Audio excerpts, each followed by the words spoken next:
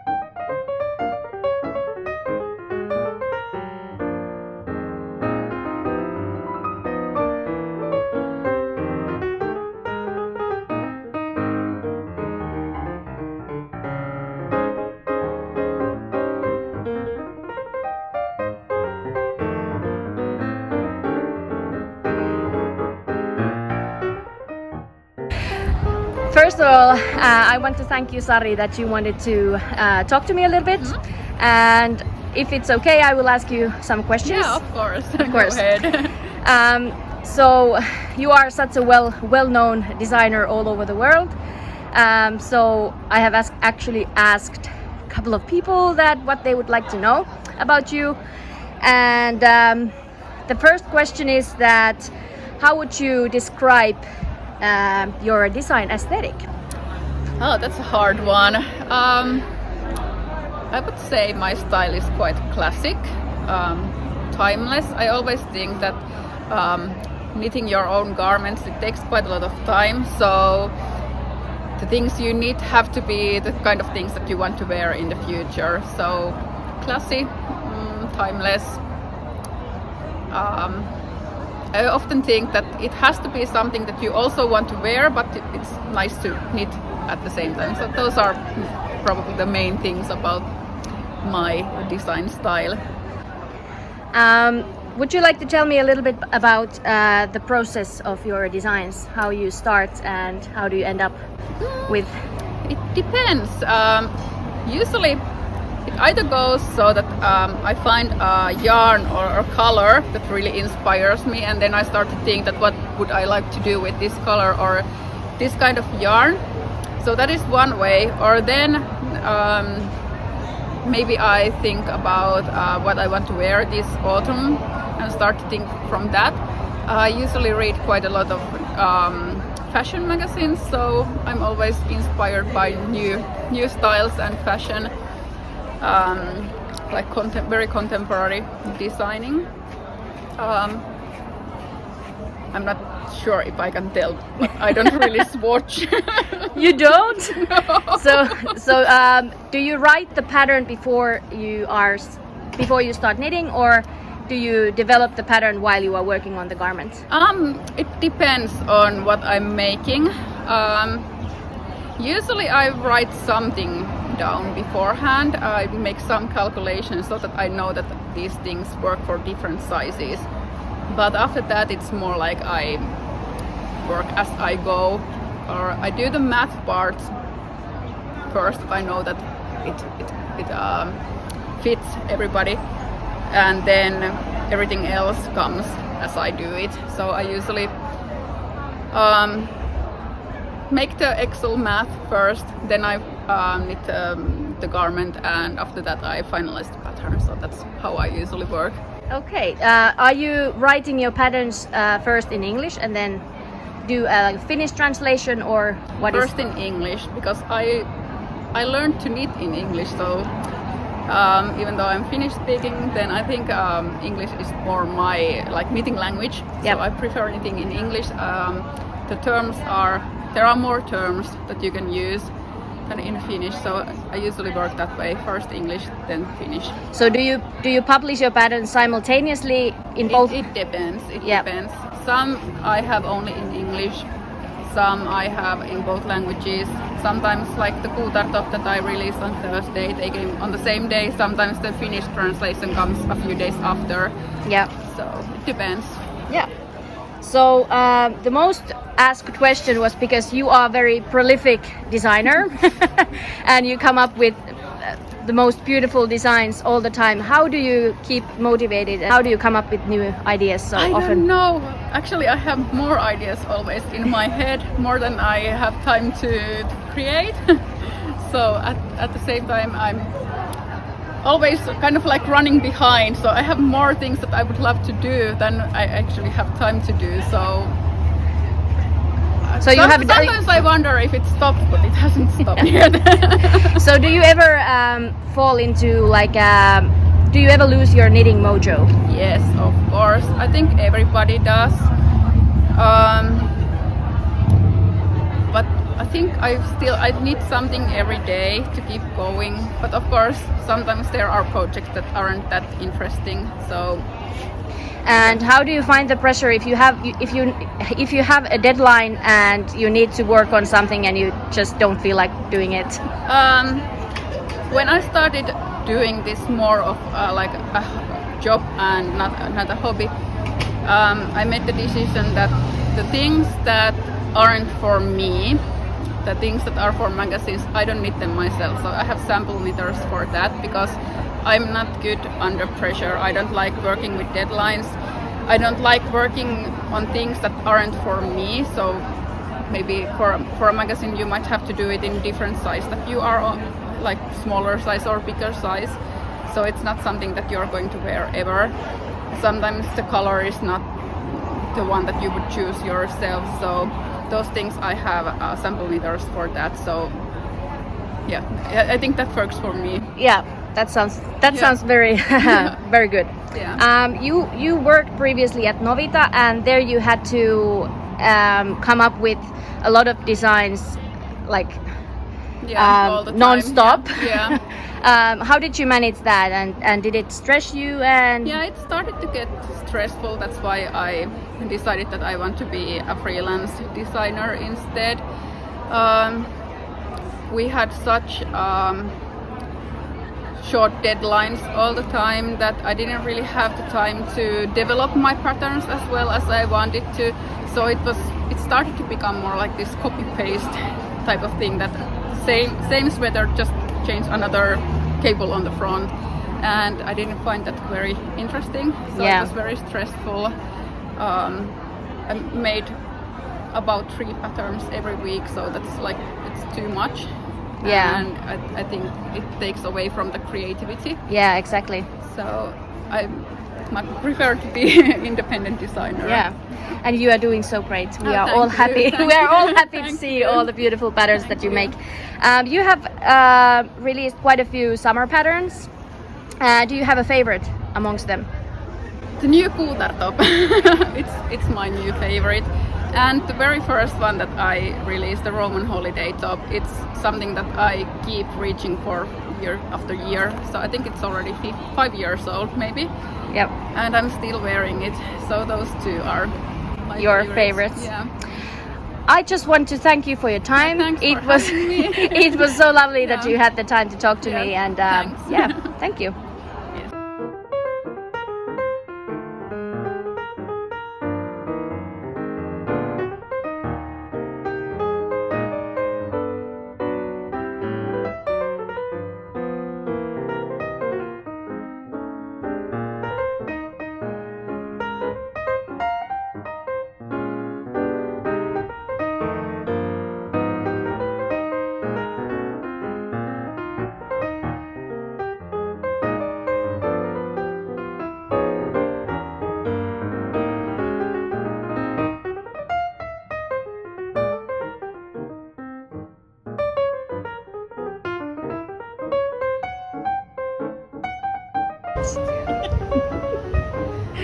First of all, I want to thank you, Johanna, that you agreed to talk to me today.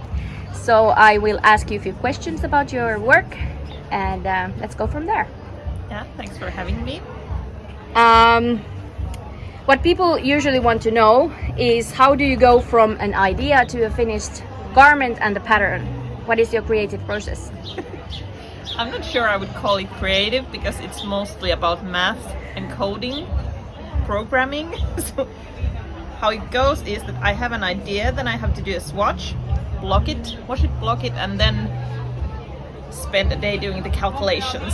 I always calculate and create the patterns before making my own sample, because then I can check the pattern before I send it to test knitters. So my process is mostly about programming. So you are the technical designer, not Yeah. so much a... Yeah, I always feel like I'm not a creative person, I'm more of a practical. Okay, that's very... Practical and efficient. So where do you get your inspiration? What inspires you the most? I think most of all yarn, and then I also do a lot of photographing because of this job, and I often say that I have this idea of a photograph I want to take of the finished knit, and then I have to design something for the photograph. That's a very interesting take on designing. Do you have a favorite design? I have loads of favorite designs. I usually feel like always the new one is the best, but I think the ones I like the most are those that have had some interesting calculations to make them work, like juxtaposition from my book, Strands of Joy. It was a mathematical triumph. That's actually a pattern that it's on my queue. I have many times thought of making that, but I haven't yet. But I will at some point. I highly recommend it. It's a very nice knit. It looks complicated because it's all over color work, but the floats are really short, so it's an easy one. Yeah, and it looks very intuitive. Yeah. The charts. How would you call your design aesthetic? I used to find it very weird when people would tell me that I have a specific style, because I used to didn't see it myself. But nowadays I know what they're talking about. Everyone always says that I have a very romantic style. I kind of find, I'm not really sure, but I think it's the 40s style and design that I like the most. I kind of like to have these old-fashioned elements, but then try to bring them to today. Yeah. So as a Finnish designer, you design your work in English and in Finnish, but in which language do you write your patterns first? Always in English, and I know it sounds so funny to my test knitters, as I'm a Finnish-speaking person. When I do a test call, I quite often say that I have the pattern finished in English, and I will translate it for you. That's exactly what Sari said as well, and that's also how I work. I always write English. Do you find it difficult to promote your work internationally? I think the most difficult part is just trying to beat the algorithms, because well, you know how social media works. So it is very difficult trying to keep up with everything. Like nowadays, Instagram is all about the reels. Yep. That's not really my thing, but I'm trying to get there. But it kind of it varies by the day. Like sometimes I'm feeling very confident and I have no problem saying I'm a great designer, hey, buy my work and do this. And then other times, like I was just telling a friend, I was visiting the Finnish craft fair at Tampere one year, and on every other stall I had the confidence to ask, would you like to sponsor this yarn for a design? And then afterwards they said yes, and then I was feeling like, oh no, I shouldn't do that. And then on the next stall I would buy, and then I would start thinking, no, you do this for a living, you have to do it. And then I just went back and forth. It was a very Finnish thing to do. That actually sounds very familiar as well. Do you have a favorite garment of your designs that you wear the most? What do you wear the most? Like that depends. I just last fall we moved to a new house and I finally have this knitting office for myself, and all my own designs are there, nicely folded on shelves. So it kind of depends which ones I'm wearing and which ones are the closest, because the roof is like 3 meters high. So if I need to get something from the top shelf, I need a ladder. So if I go and get something, then I will wear it for the next month non-stop before putting it back there. So you recently had a baby, and I'm curious to know how do you combine motherhood into your design work? Right now, terribly. She's in this very only mom will do phase. So right now I'm having a hard time finding time to knit because she wants to be in my lap all the time. But otherwise, I work from home, so I feel like it's a very nice thing for her that I'm an entrepreneur. I get to do this from home and be there all the time if she needs me. So you find the time to work even though she is very little? I mainly work from 8 to 12 in the evenings. So I wouldn't call that a good life-work balance, but I'm trying to make it work. Okay, that sounds good. You have an annual shawl mystery knit along coming in August. So would you like to tell a little bit about that? Yeah, so I have been doing this, I think 2018 was maybe the first year when I did Shake It Up shawl, which was kind of on a spur of a moment thing. I came up with this mystery knit along and I kind of organized it in like 2 weeks and it went really well, nicely, and then I decided I want to do this every year. And this year I always say it's a very nice shawl, but it's so hard to know beforehand. It's going to have 11 clues. The first one will be released on August 5th. So 11 parts. I always love to have like really many sections for the shawl. And I always really meticulously calculate how many days you will need for each of those. I actually count each and every stitch you have to knit for every section. So I know that this section will need like 5 days and this will do in just half a day. And so there will be 11 clues, and it will take about a month to work the shawl. It uses 3 colors, 3 skeins of fingering weight yarn, and I can't really tell you anything about the shape or the stitch patterns or anything, but I'm feeling very excited because this year my test knitters have been telling me that they really, really, really love it.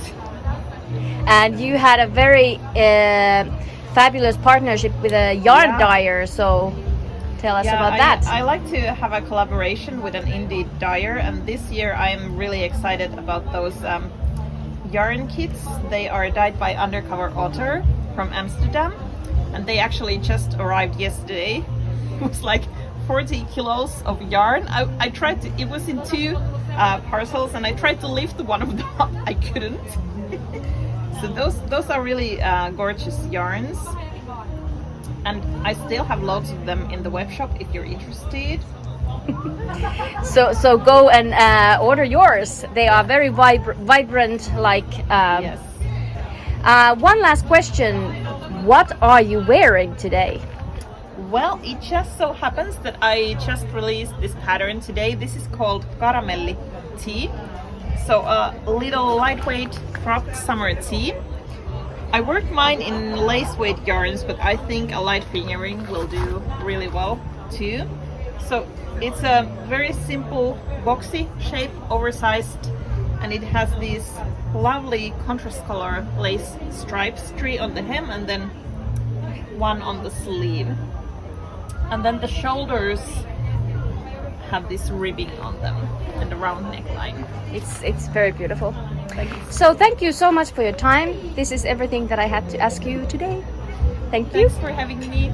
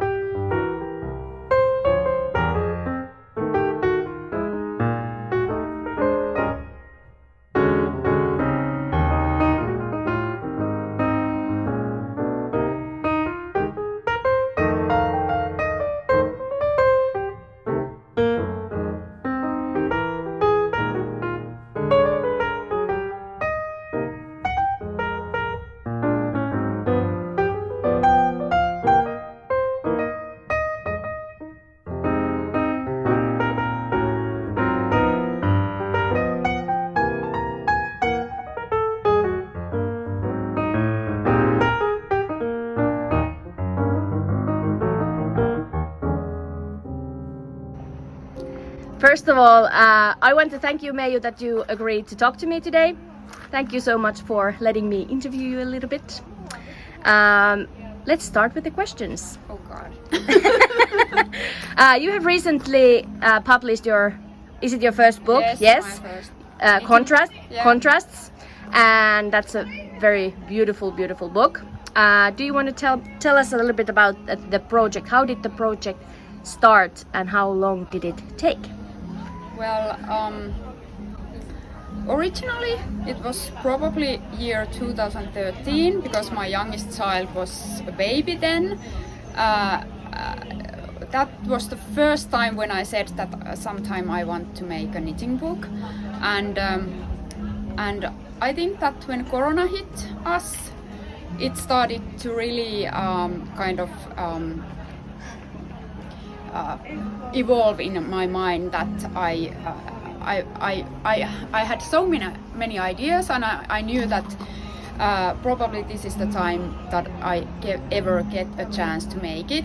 So then I contacted Jonna from Line magazine. I knew Jonna from past. We have done some collaboration earlier.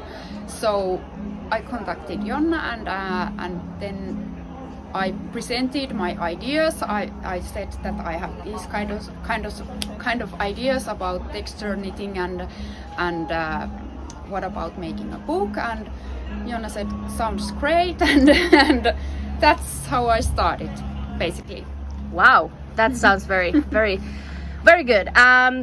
So how long did it take to make the actual book, the patterns and the writing and Well, it was approximately 6 months or 8 months, I think. 8 months? Yes, because all my samples were finished in August, but then the final, because I first write everything in English and the patterns and everything, and then they were test knitted, and then I also translated the book in Finnish by myself, so that took approximately 2 weeks, I think, because I did it full time then.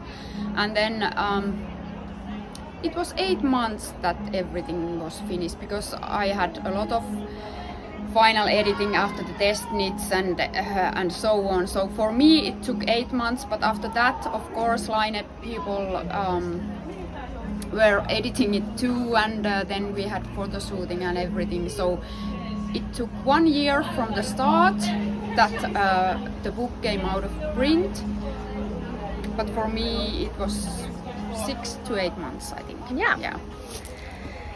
So the next question that I have here is, how do you feel your work fits into Finnish knitting traditions, and what are Finnish knitting traditions? Oh dear, this is a difficult one because, well, I think in Finland we learned to knit from our grandmothers and mothers, and I have been taught to knit by my grandmother.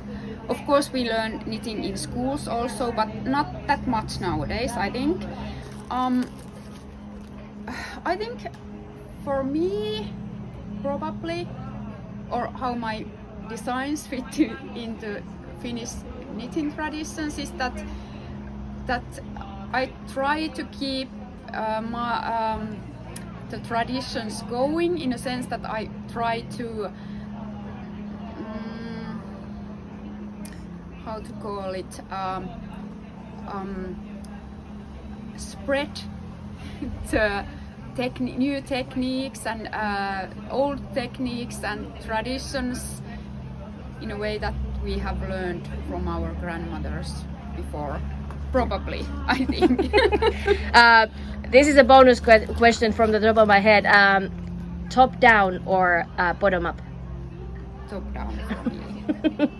More, yes. Sometimes bottom up. Mostly top down. Mostly top down. What is your design process like? How do you come from an idea to a finished object? Well, first of all, I have an idea. I usually I follow a lot of Pinterest and fashion, and then I kind of evolve what I see to my own ideas. I sometimes get ideas from yarn. For example, recently I have get ideas when I was shopping yarn, basically. So I get the ideas. They don't like drop in my head, but they are evolving from everything that I see. And then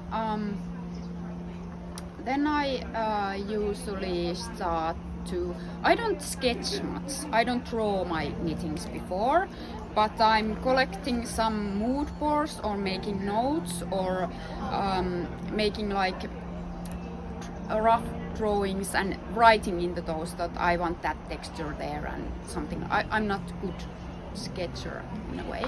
And then I start to think how this would fit for different sized people.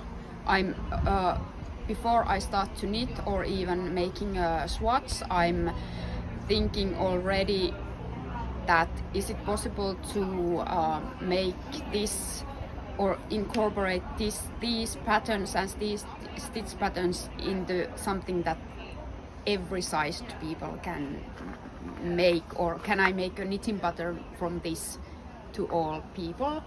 And after that I thought to start to swatch, and when I was coming here in Jyvaskylä, I was swatching on the train, and when I was swatching I knew that I want to use this texture, but I wasn't sure what kind of shaped garment I wanted to make. But when I'm sketching, I'm starting to think about, oh, this might work with this and this might work with this design. So I'm evolving my ideas when I'm making swatches. Yeah. And then I'm creating the pattern. I first grade before I start to make the sample. Yeah. And then I'm writing the pattern. And after that I'm starting to knit the sample. That would have actually been my next question. Yes. That do you write the pattern first and then start Yes. the sample? But Yes. yeah, you answered that already. Yes, I always write the pattern first, because while I'm knitting I want to make sure that I have written everything correctly. And Yeah, so on. that's Yes. very good and efficient. So you also said that you write your patterns first in English and then you translate them into Finnish. Yes. Yeah, that seems to be the most common way amongst all the Finnish designers Yeah. that I've heard. What are you wearing now? I assume this is from your book. Yes, this is from my book, and now it's more chillier than yesterday, so I think we have to wear wool today. And in afternoon they said weather forecast said that it's raining. Yeah. So this is my creamy road sweater from my book.